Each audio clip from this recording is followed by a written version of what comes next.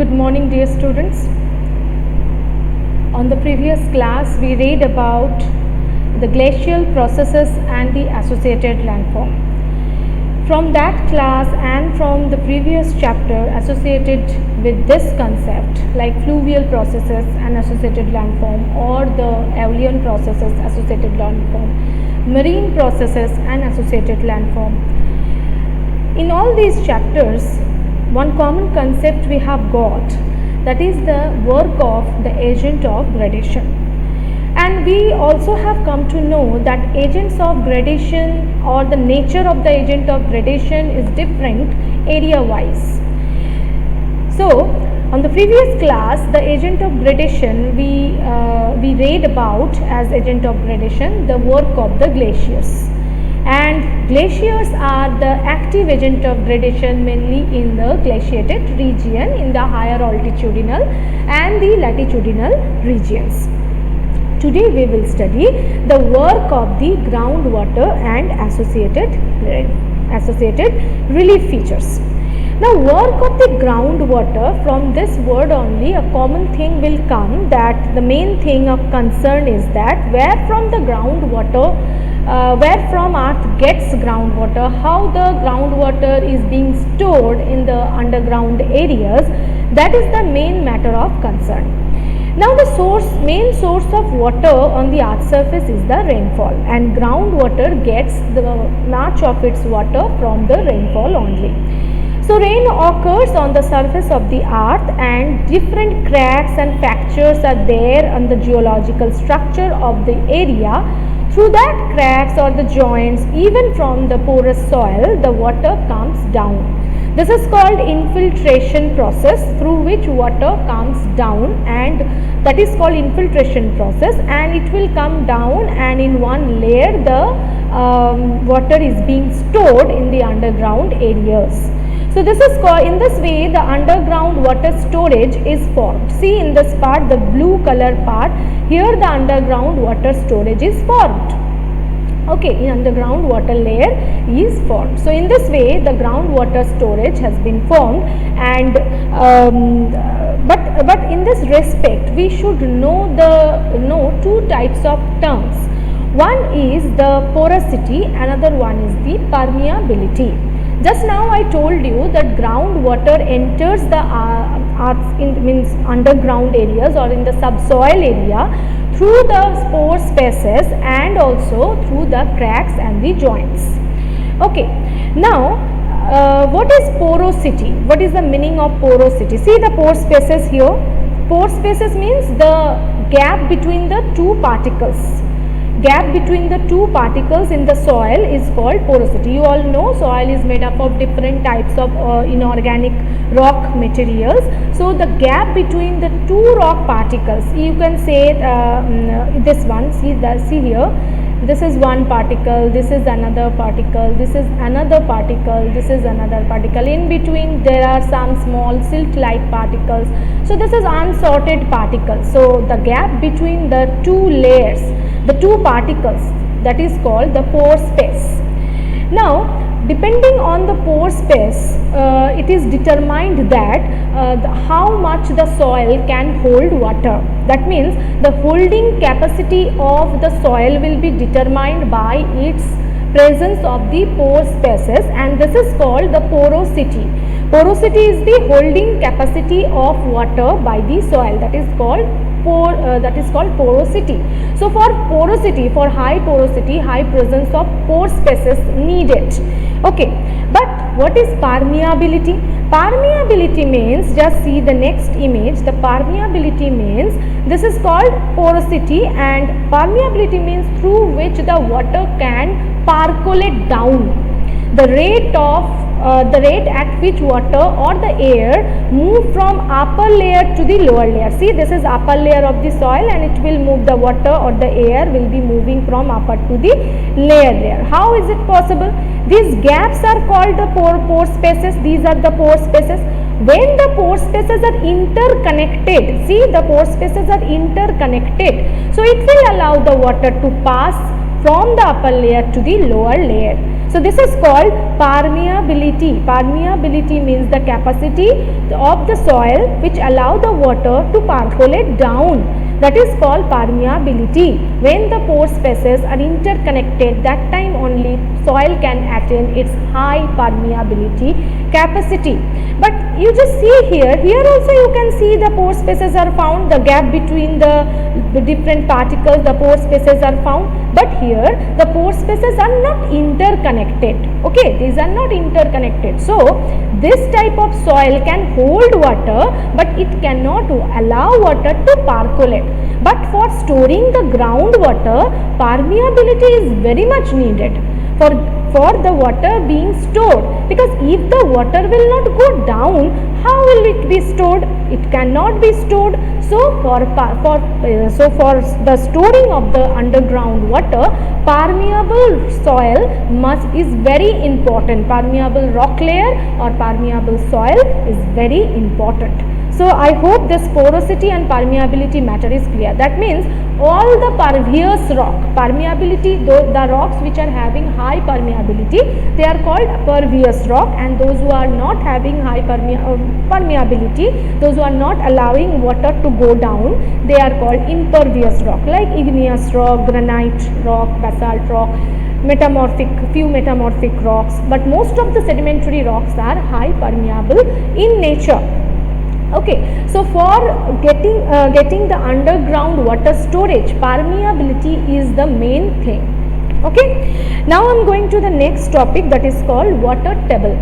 Now see, due to the percolation through the permeable structure of the rock, the groundwater storage is formed. See, this is the groundwater storage is formed. The first one, layer. Now groundwater storage is formed in this way. Suppose this is the groundwater storage. This total area is the groundwater storage. The upper surface of the groundwater layer, groundwater storage area, is called the water table. The upper surface of the groundwater, that is called water table. Okay. Now water table is of three types. One is the zone of non-saturation. See, in the first point is written the zone of non-saturation. Now from the word only you can understand non-saturation means this layer is not saturated at all. This layer is not saturated at all. Wait.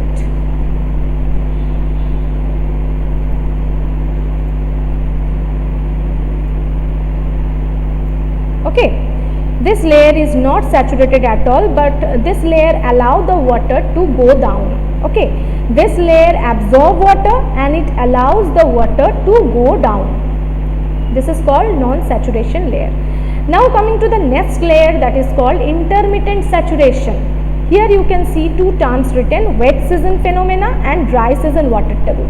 Now this intermittent saturation layer, the table will be rising during the rainy season, and it will be decreasing, the level will be decreasing during the dry period of time. Okay, dry period, when the water, there is a scarcity of water, scarcity of rainfall. As I told you that underground water storage mostly depend on the rainfall. Okay, so during the rainy season it gets most of the rainwater it gets. So during this time the water level, intermittent saturation level will be increased and will be raised, and during the dry season the fall will be there. Then the next thing, it also will allow the water to the next part, and this is called the zone of permanent saturation. Now this area, this is the permanent saturation. Below this layer there is no groundwater is encountered. Okay, is encountered. There is no groundwater encountered below this permanent saturation layer. And rivers, or you can say seepages, or you can say lakes, they are getting water from this permanent saturation layer. Means this is totally saturated area. Okay. So these are the three zones that you need to keep in mind. One is the zone of permanent saturation, the last one.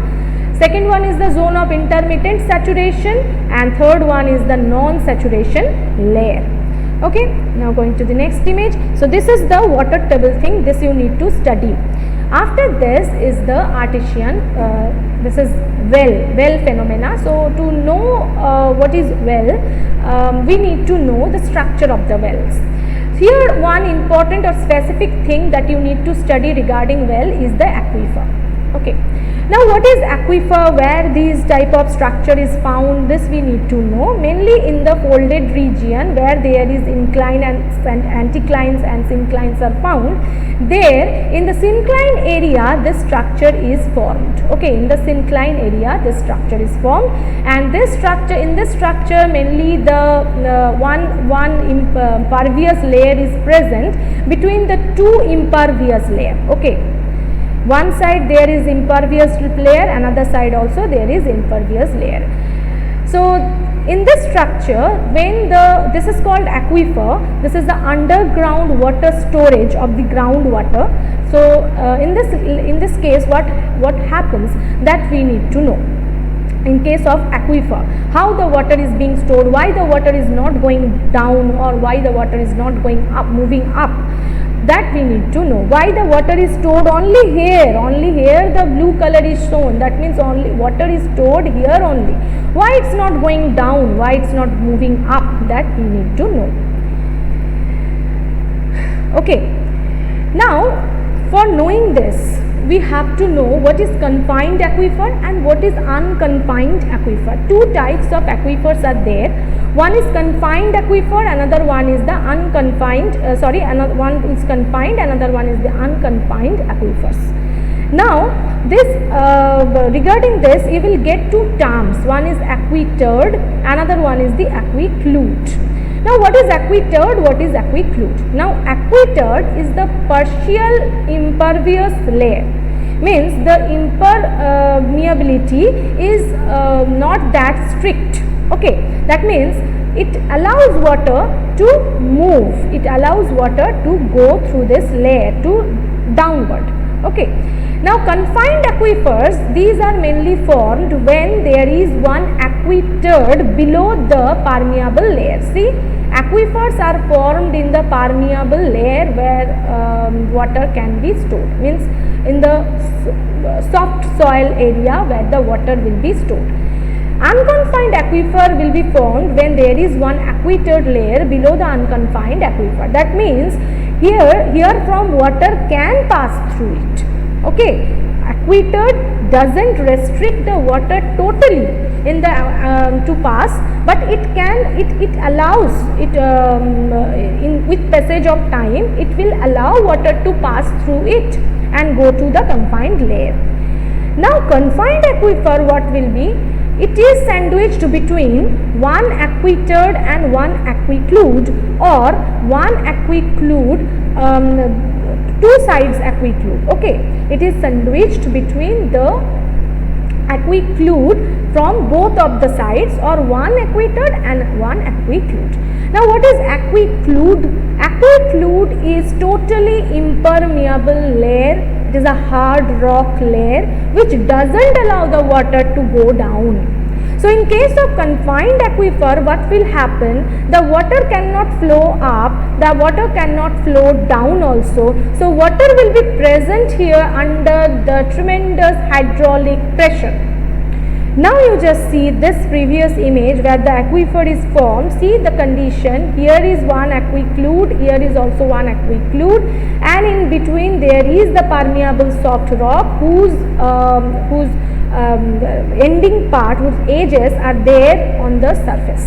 Okay, so from here when the rainfall happens, from here the water enters into this soft area, soft rocky layer, and as aquiclude is up and down, that's why the water cannot go up, even the water cannot move down. So here the water present under tremendous hydraulic pressure. Whenever wells will be dug over here, over this layer, the water will come up under the hydraulic pressure. No motor is required to take out water from here. Under the tremendous hydraulic pressure, the water will come up. So this is called the aquifer structure, and this special wells are known as artesian wells. Now artesian wells are formed especially along the confined aquifer layer, not along the unconfined aquifer layer, because you can see the structure in the syncline area. This is called the syncline. In the syncline area, this is the permeable rock layer, and this is exposed on the ground, and over it there is one aquiclude or aquiterred layer, below it another aquiclude layer. So these two layers are not allowing water to pass upward or downward. As a result, in this permeable rock layer, the water is being stored, and it remains under tremendous hydraulic pressure. So whenever wells will be constructed here, the water will come up under the hydraulic pressure. So this type of well is called the artesian well, and where the artesian wells are formed, mainly in the folded regions along the syncline areas, and this is called syncline, and the upfold portion is called the anticline. This you know, this is the upfold portion and this is the downfold portion. So this is the syncline. So in the syncline area it will be formed, and it will be formed along the confined aquifer layer, where the soft permeable rock layer will be sandwiched between the two aquiclude, or will be sandwiched between the two impervious rock layer. Hope this is clear.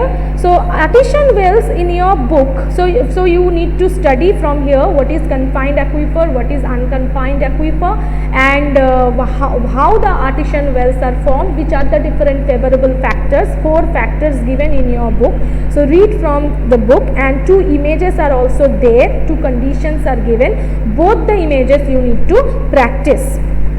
Okay, now the largest artesian well is present in Queensland, Australia, and in India there is less presence of artesian wells. Mostly these are found in the Tarai region of Himalayan zone. Even it is found in the alluvial tracts of the Gujarat and Pondicherry, and also it is found in South Arcot region of Tamil Nadu state. So in these areas, this type of aquifers, this artesian wells are mainly found. Now I am going to discuss the spring. This picture is very much common to most of you all, because those who have visited the hilly areas or mountainous areas, they are very much familiar with the sound of the spring. When water comes down along the slope or along the wall of the mountain. So this sound is very much familiar to them. So spring, what is spring? Spring is formed when the water reaches the surface, means the underground water reaches the surface, that time the spring is formed. Mostly the cold springs are found in the Himalayan regions or in the higher altitudinal regions, and they get the water from the rain water they get. So how the spring water comes out from the ground, that is the question. They comes up from the ground through the cracks and the joints. Just see here, through the cracks and the joints. These joints can be found in between the pervious and the impervious layer. Along this layer the water will come out, because you know cracks and joints are the weak areas. So along that area the water can come out. So in this way springs are being exposed, the water from the springs are being exposed from the ground. Now cold water springs are there in Himalayan region, in your Konkan coast, in Western Ghats. There are many cold water springs found. Cold water comes out through this spring. Next one is the hot water spring. Hot water springs are mainly found in the volcanic region, where the underground temperature is very high, and coming in contact with that high temperature the water is getting heated up, and through the cracks and the joints the water will come out with vapor. So this is called the hot water spring. Hot water spring is found in Manikaran, then in the Tilsma, then Tatapani, then Valamukhi, Rajgir, different names given in your book. There the hot water springs are found. Mostly these hot water springs are consisting of different types of mineral, and sulfur bearing hot water springs or the mineral springs, this is very good. You can see over here people are taking bath. This is the Sahasradhara mineral spring which is there in Dehradun, and people are taking bath. Why people are taking bath? Because this mineral water or the sulfur is very good for curing the skin diseases. Okay, curing the skin diseases. That's why people are taking bath over here. This is the mineral spring. Mainly these things you need to study. Then I am going to discuss geysers. Geysers is another type of hot water spring. But in this case, the difference is that through this geysers, through the tube, one tube is there inside. Through this tube, the hot superheated water and the vapor will come out like a fountain, and it will take the height of about 30 to 60 meter. Think about this, 30 to 60 meter. With the force, the hot water and the vapor will come out with force, and the height will be 30 to 60. With sound it will come out. Okay. So this is called geyser. Now how the geysers are formed, that we need to know. Geysers are mainly found, as I told you, that hot water springs are mainly found in the volcanic region, so underground temperature will be more. So here through the cracks and the joints, when the water will go down, that time it will come in contact to the igneous, superheated igneous rock, and the water will be converted into see the cracks. Through cracks the water goes down to the porous rock. Suppose here is one igneous rock which is superheated in nature. This water will come in contact with this igneous rock, and it will be heated up. Vapor will be formed, and as you know, the volume of vapor is more than the volume of the water, and it will create huge pressure.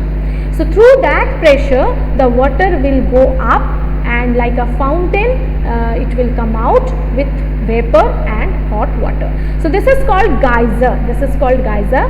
After being exposed on the surface, as the temperature reduces, that time the water will go back to the tube. Okay, and again it will be heated up. It will come again under the pressure of the vapor. It will come up. So in this way the geyser is being formed. So in your book geysers, the paragraph is very important. The first paragraph, there the formation of the geyser is written, the function of the geyser is written. Now Yellowstone the National Park, one geyser is found there, that is the most famous geyser in the world. Okay, so this is for today. You just read out from the book whichever area I have discussed is as per the syllabus. You read those areas only, that is enough. You can read other extra things also for getting knowledge. Always it's good to have better knowledges, but concentrate on this, on the syllabus. This is the first thing you have to do. So today, after this, stay safe, stay healthy. Bye bye.